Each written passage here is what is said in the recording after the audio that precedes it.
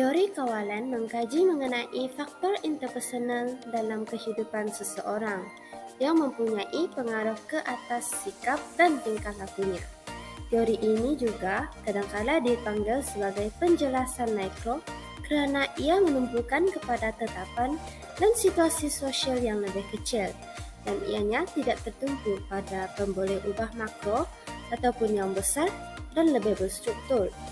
Teori ini berbeza daripada teori individualistik di mana punca jenayah tidak dicari di dalam diri seseorang individu, tetapi punca jenayah yang berlaku adalah berdasarkan tingkah laku yang dilakukannya.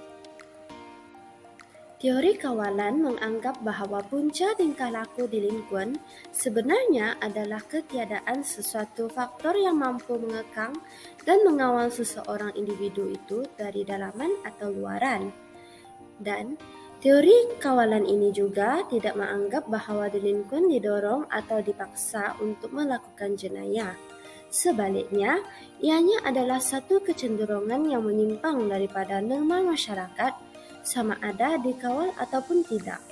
Sekiranya tiada kawalan dalaman atau luaran yang kuat mengenai pelanggaran peraturan atau undang-undang, seseorang itu akan cenderung untuk melanggar peraturan atau mempunyai gaya hidup yang berbahaya, terutamanya apabila keadaan seperti godaan dan peluang hadir. Seterusnya pula adalah teori ikatan sosial. Travis Huchy menyatakan bahawa orang muda mempunyai kecenderungan untuk akur sekiranya mereka mempunyai hubungan yang kukuh dengan masyarakat. Hubungan ini mempunyai 4 bahagian iaitu hubungan rapat, penglibatan, komitmen dan kepercayaan. Hubungan rapat seseorang individu dapat dilihat apabila mereka melibatkan diri dalam keluarga, mempunyai kawan dalam komuniti dan menjadi ahli dalam kelab. Adalah antara contoh bagi hubungan rapat yang boleh mengurangkan peluang untuk deviance berlaku. Penglibatan menurut Hirschis pula bermaksud melibatkan diri dalam aktiviti konvensional, misalnya pasukan penangkap, PRS, sukan dan sebagainya adalah antara aktiviti yang mampu menghindarkan kumpulan pelajar daripada terlibat dengan dadah, alkohol, aktiviti seks bebas dan jenayah.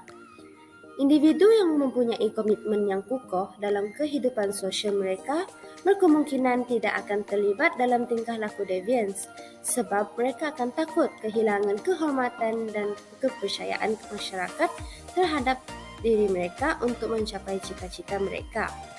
Dan yang terakhir, hubungan rapat dengan masyarakat dikukuhkan lagi dengan kepercayaan tentang nilai dan idea berkaitan dengan moral. Semakin kurang kepercayaan masyarakat terhadap nilai moral, semakin tinggi kemungkinan deviance akan berlaku. Selanjutnya pula adalah teori anomi. Apakah itu teori anomi? Anomi adalah konsep yang merujuk kepada ketiadaan undang-undang, norma atau konvensi. Oleh itu, perkataan itu berasal dari bahasa Yunani, iaitu anomi. Penggunaan dalam bidang sains sosial dan psikologi mengikuti di mana ianya merujuk kepada ketiadaan norma atau konvensi dalam masyarakat, penghormatan atau penghinaan mereka oleh individu atau sekumpulan individu. General Strength Theory ataupun GST mengandaikan bahawa golongan muda mengalami ketegangan dalam kehidupan mereka.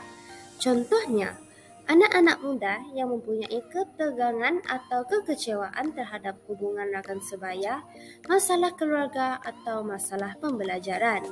Tetapi, GST melangkaui teori ikatan sosial dengan berhujah bahawa golongan muda berdasarkan status pergantungan mereka dalam masyarakat tidak boleh digunakan cara masyarakat yang boleh diterima untuk melegakan tekanan dan kekecewaan dalam kehidupan mereka.